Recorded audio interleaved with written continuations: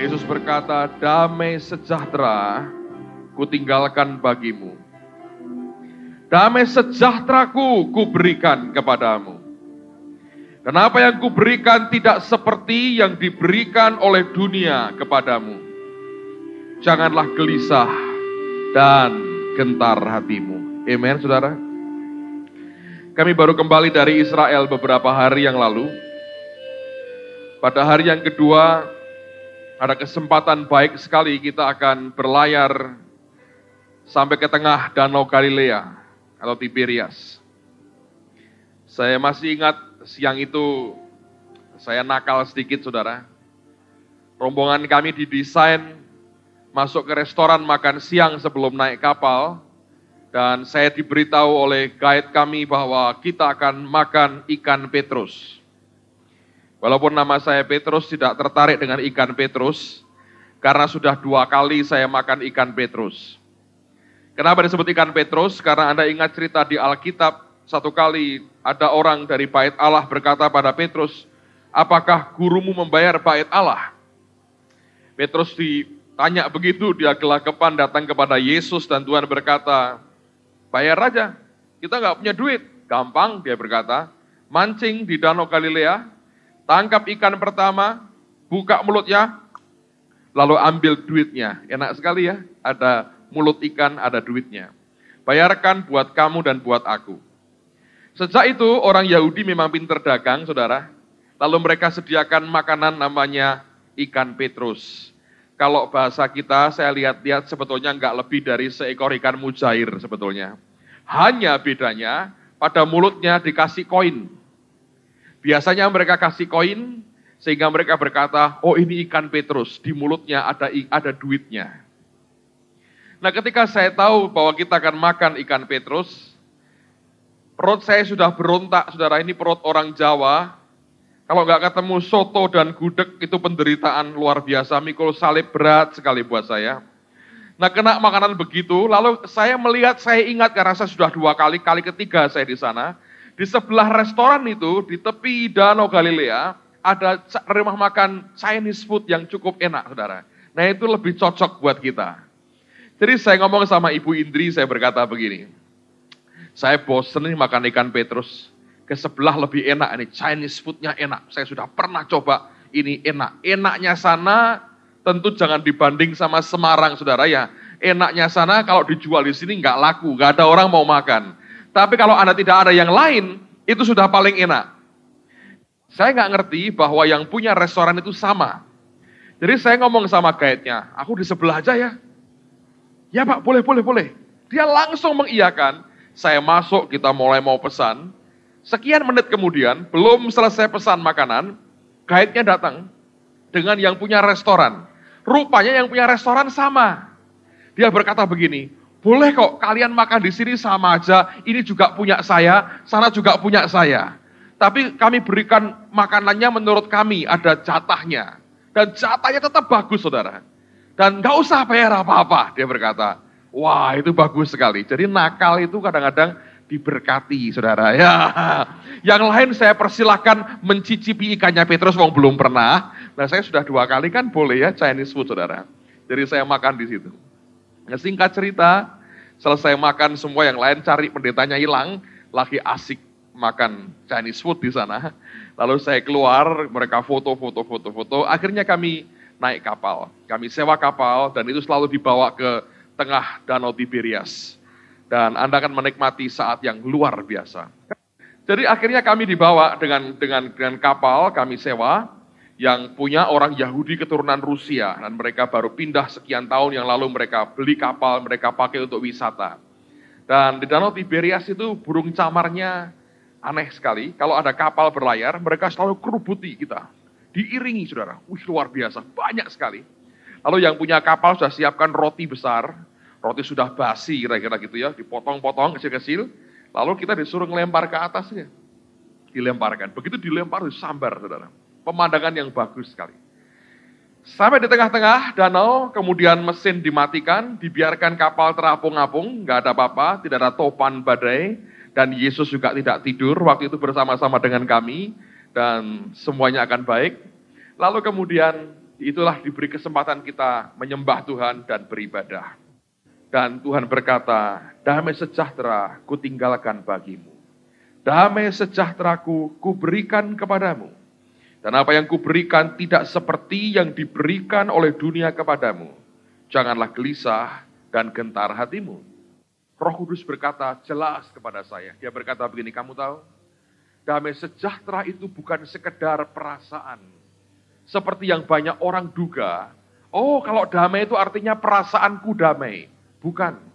Perasaan itu hanya akibat.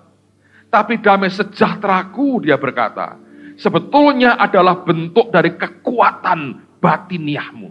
Kekuatan roh di dalammu. Damai sejahtera yang Tuhanmu berikan adalah damai sejahtera karena engkau kuat di dalam. Itu bukan perasaan. Karena perasaan hanya ekspresinya. Tapi sebetulnya kenyataan yang sebenarnya, yang dia katakan damai sejahtera adalah sesuatu yang kuat yang dibangun dalam manusia batiniah kita. Dan kemudian saya sampaikan itu ketika Ibu Indri minta saya menutup dalam doa. Dan saya berkata, ini yang saya belajar, bahwa damai sejahtera itu bukan semata-mata perasaan. Kekuatan di dalam kita, kekuatan manusia batiniah kita, kekuatan manusia roh kita, yang dibangun dari hari ke hari dalam kekuatan Tuhan yang luar biasa. Lalu saya teringat sebuah peristiwa. Coba buka Markus pasal yang keempat. Seperti apa damai sejahtera yang dia mau berikan kepada kita, yang dia berkata dunia tidak bisa memberikannya. Seperti apa bentuknya? Markus 4 ayat 35 mulai, Anda akan jumpai peristiwa menarik di Danau Galilea yang sama. Markus pasal 4 ayat 35 sampai dengan ayat yang ke-41. Pada hari itu, waktu hari sudah petang, Yesus berkata kepada mereka, marilah kita bertolak ke seberang. Mereka meninggalkan orang banyak itu lalu bertolak dan membawa Yesus beserta dengan mereka dalam perahu di mana Yesus telah duduk dan perahu-perahu lain juga menyertai dia. Lalu mengamuklah taufan yang sangat dahsyat dan ombak menyembur masuk ke dalam perahu sehingga perahu itu mulai penuh dengan air. Pada waktu itu Yesus sedang tidur di buritan di sebuah tilam. Maka murid-muridnya membangunkan dia dan berkata kepadanya, Guru, engkau tidak peduli kalau kita binasa? Ia pun bangun menghardik angin itu dan berkata kepada danau itu, diam, tenanglah. Lalu angin itu reda dan danau itu menjadi teduh sekali. Lalu ia berkata kepada mereka, mengapa kamu begitu takut? Mengapa kamu tidak percaya? Mereka menjadi sangat takut dan berkata seorang kepada yang lain, siapa gerangan orang ini? Sehingga angin dan danau pun taat kepadanya. Nah, Anda perhatikan, damai yang dia punya adalah damai yang tetap membuat dia bisa tidur dengan enak. Ketika semua panik dan semua berkata, kita binasa, kita tenggelam, dia tidur. Cuma dua pilihan sebetulnya, sikap seperti ini. Yang pertama ini orang acuh tak acuh, tidak peduli yang berkata begini, udahlah tenggelam, mati bareng. Atau sebetulnya dia punya kekuatan di dalam rohnya. Saya mau beritahu saudara, Yesus yang kita sembah, bukan Tuhan yang membawa kita kepada kematian, tapi yang membawa kita kepada kehidupan. Yesus yang kita sembah tidak membawa kita untuk binasa bersama-sama, tapi justru sebaliknya, yang kita sembah membawa kita kepada kehidupan kekal bersama dengan Dia. Nah, ada orang berpikir, oh mungkin Tuhan mengajak kita mati bareng. Oh, no. Ingat ketika ditangkap di Taman Getsemani, ketika dia ditangkap, apa yang terjadi saudara sekalian? Dia berkata, kamu mau tangkap aku? Kalau begitu semua muridku bebas dong, biarkan mereka pergi. Dia proteksi muridnya, tidak diizinkan ditangkap satu orang pun mendampingi dia. Ketika dia melewati saat yang paling mengerikan, dia lewati sendirian. Anda dan saya tidak disangkut-sangkut. Di Amerika lagi ribut, di Mesir lagi ribut. Anda tahu Egypt Air terjun ke laut di New York, di Atlantik, saudara. Ditemukan dalam kotak rekaman black box itu, percakapan antara co-pilotnya. Diperkirakan co-pilotnya stres. Itu pesawat ditukikkan oleh co-pilotnya. Sehingga orang berkata, ini sebetulnya orang ini bunuh diri. Takut mati sendirian, bawa 200 orang rame-rame dengan dia. Silk Air yang jatuh di mana itu? Sumatera. Diperkirakan sama. Pilotnya stres, tukikkan, masuk terjebur sungai. Mati semua penumpangnya. Nah, Yesus bukan pilot yang begitu. Ayo mati bareng. Enggak, saudara. Alkitab berkata dia serahkan nyawanya. Dia mati supaya kita hidup. Dia miskin supaya kita kaya. Amen. Itu Tuhan kita. Jadi kenapa dia tidur? Sebab dia damai. Dia tahu sebelum waktunya tidak ada yang bisa menjamah aku. Sebelum aku selesai, tidak ada satu tangan pun bisa menjamah aku. Kalau tidak aku serahkan nyawaku, tidak ada yang bisa merampas daripadaku. Dia tahu siapa dirinya. Dia tahu yang dia punya. Batinnya, manusia batiniahnya kuat karena Tuhan. Alkitab berkata, dia strong in the spirit. Damai sejahtera ini bukan perasaan, tapi kekuatan di dalam kita. Kekuatan yang tidak tergoyahkan, yang begitu kuat dan kokoh di dalam kita. Orang tidak pernah tahu kapan badai datang, tapi yang Tuhan selalu mau buat adalah menyiapkan akan manusia batiniah kita. Nah, kalau Anda perhatikan akan kisah ini, bagaimana cara Tuhan menyiapkan mereka? Tuhan berikan pengertian firman kebenaran kepada mereka. Sebab rema itu penting dalam hidup kita. Firman kalau sudah jadi rema dalam hidup kita, itu yang dia katakan kepada Petrus, di atas batu karang ini aku dirikan jemaatku, dan pintu alam maut tidak akan pernah bisa menguasainya. Batu karang apa? Batu karang rema pewahyuan akan siapa dia. Nah, saya ingin buktikan, coba lihat pada pasal yang sama dari Markus 4. Lihat pada beberapa ayat sebelumnya, ayat 33 dan ayat yang ke-34. Markus pasal yang keempat, ayat 33 dan 34. Dalam banyak perumpamaan yang semacam itu, ia memberitakan firman kepada mereka sesuai dengan pengertian mereka. Ada garis bawahi kalimat sesuai dengan pengertian mereka. Dan tanpa perumpamaan, ia tidak berkata-kata kepada mereka. Tetapi, nah kata tetapi itu sesuatu yang berkebalikan atau berbeda dengan yang sebelumnya. Dikatakan kepada murid-muridnya, ia menguraikan segala sesuatu secara tersendiri. Ada dua kelompok orang. Yang pertama, Tuhan hanya bisa bicara sesuai dengan pengertian mereka. Tapi kelompok kedua, murid-muridnya, dia ajak bicara secara tersendiri. Nah, ini dua hal yang berbeda sekali, yang banyak orang Kristen tidak menyadari. Tapi sebagian besar orang Kristen inginnya terima sesuatu yang sesuai dengan pengertiannya. Karena manusia sudah punya frame. Manusia sudah punya akan bingkai sendiri. Coba saya beritahu Anda contoh ini. Kalau orang sudah nggak percaya bahasa lidah, saudara. Dalam bingkainya berkata begini, oh bahasa lidah karunia akan berakhir. Itu bingkainya. Begitu orang ngomong soal karunia lidah, langsung berkata akan berakhir. Yang terbesar kasih, itu bingkainya. Dia mempertentangkan satu dengan yang lainnya. Sebab memang sudah tidak percaya. Diajak ngomong apapun, bingkainya tetap dipakai. Nah, orang semacam ini hanya bisa diberi pengertian sesuai dengan pengertiannya. Tapi sama sekali tidak pernah membawa kita kepada kekuatan manusia batiniah kita. Jangan hanya mau terima apapun yang cocok dengan kita. Terima semua yang cocok dengan hatinya Tuhan, saudara. Kepada orang banyak, dia mengajar firman sesuai dengan pengertian mereka. Di luar pengertian mereka, nggak ngerti. Tapi kepada murid-muridnya, dia bicara secara tersendiri. Dia buka semua. Ini loh fakta kerajaan surga. Disadari atau tidak, mereka sebetulnya mulai disiapkan Allah untuk dibangun manusia batiniahnya. Dan saya mau beri contoh Anda, contoh ekstrim. Bagaimana kalau Anda hanya mau terima firman sesuai dengan pengertianmu. Anda akan tertipu habis. Grup yang bersama dengan saya ke Israel, grup yang luar biasa. Hebat sekali. Hobinya apa? Toilet. Kemana pergi? Carinya toilet. Shopping. Luar biasa. Ini orang-orang hebat zaman akhir. Tapi ini grup damai sejahtera, grup sukacita, happy, tidak ada orang ribut, gak ada orang berantem, gak ada orang iri, gak ada grup-grupan. Benar-benar kita terima damainya Yesus, saudara. Amen. Tapi saya pernah pimpin grup yang kedua sebelum tahun 96. Ini grup Ruwet bin Ajaib, saudara. Orang 13-14.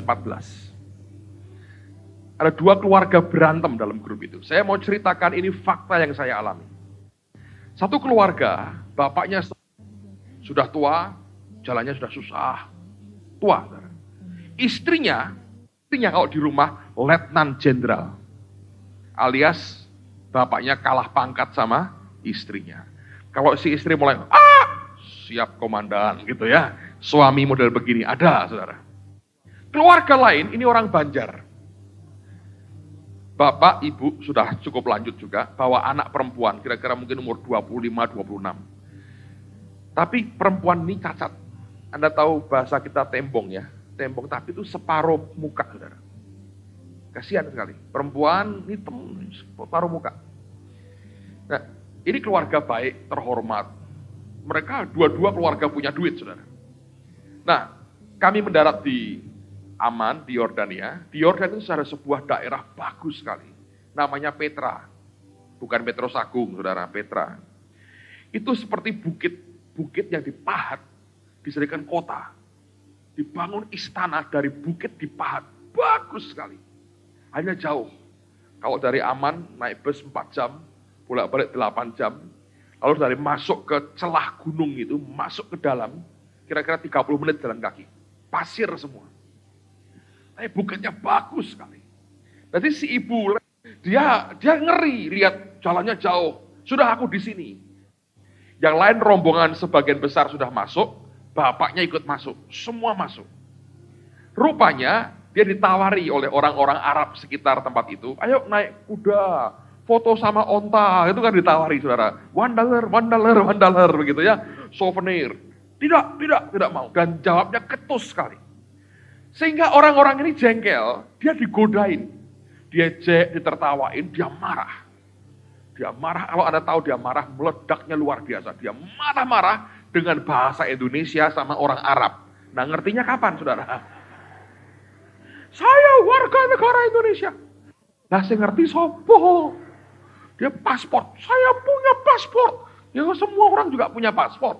Ngamuk-ngamuk. Nah ada satu teman, itu dia fotografer, belakangan dia ikut mau masuk ke daerah itu, dia titip pesan sama orang ini, tolong panggil bapak ke atas, penting sekali. Ya, dia lari ke bawah, saudara.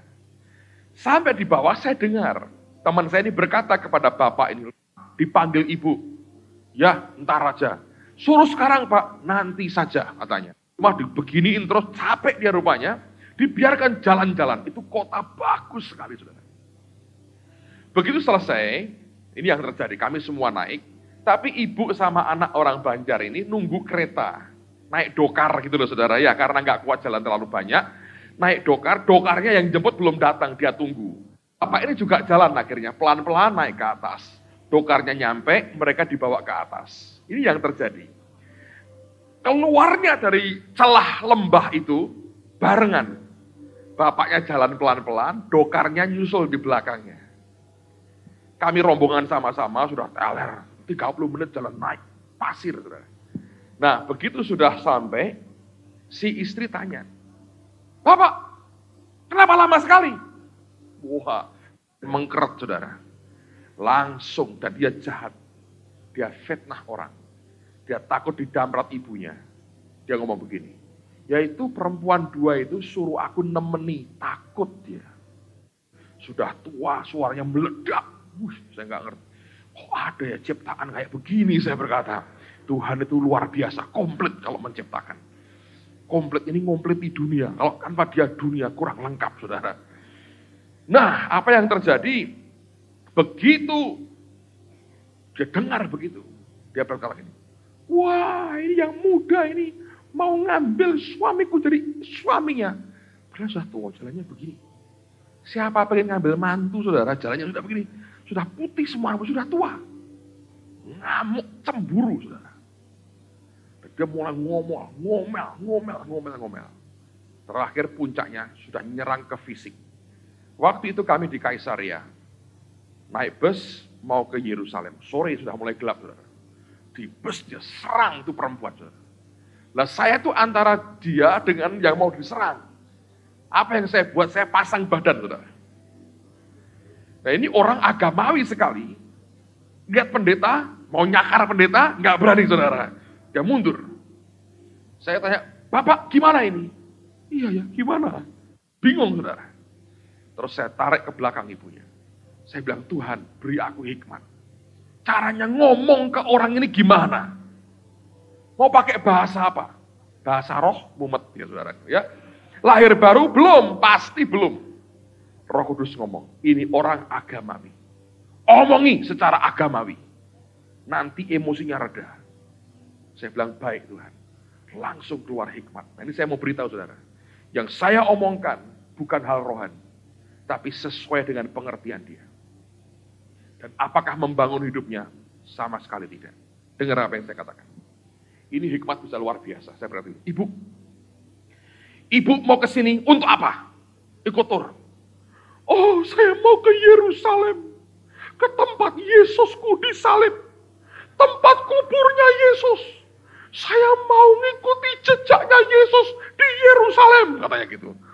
Nangis saudara. Ibu ngerti gak? Saya berkata, sebentar lagi kita masuk Yerusalem. Orang Arab menyebutnya apa? Al-Quds. Oh, ngerti bahasa Arab saudara. Wong tiap hari saya denger kan. Tahu artinya? Itu artinya kota kudus. Paketnya. Apa ibu ngamuk-ngamuk gini kudus? Tidak. Berani. Tidak kudus masuk kota kudus. Tak wedi-wedi sisan saudara. Nah maunya gitu kok. Marem toh saudara. Iya.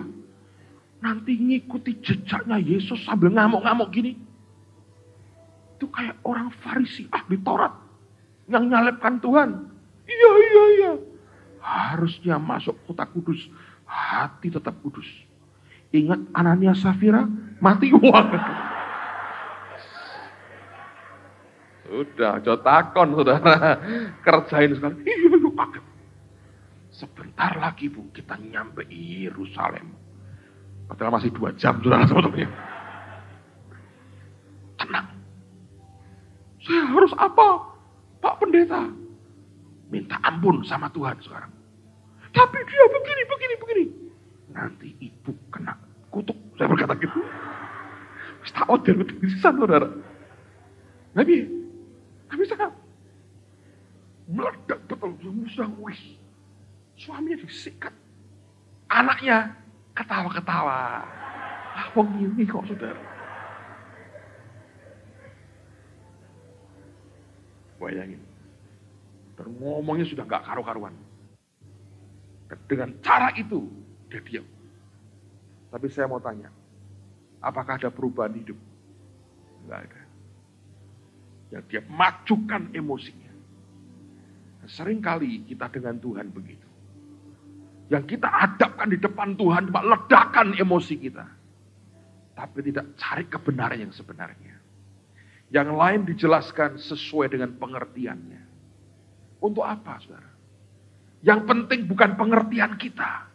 Pengertian dia itu yang rubah semua. Kalau semua kita coba pakai frame kita, pakai bingkai kita, Anda gak akan tumbuh. Tapi kalau kita berkata, Tuhan, jelaskan kepadaku, beri aku mengerti, akan dibuka oleh Tuhan. Dan ketika itu dibuka, ternyata itu membangun manusia batiniah kita. Waktu mereka mulai dibangun, Tuhan beri mereka mengalami, saudara. Memang mereka belum terlalu ngerti. Memang mereka masih ketakutan. Tapi pengalaman itu berharga bagi mereka. Sebab kebenaran yang dibuka, yang diwahyukan, membangun manusia batiniah kita. Amen, saudara.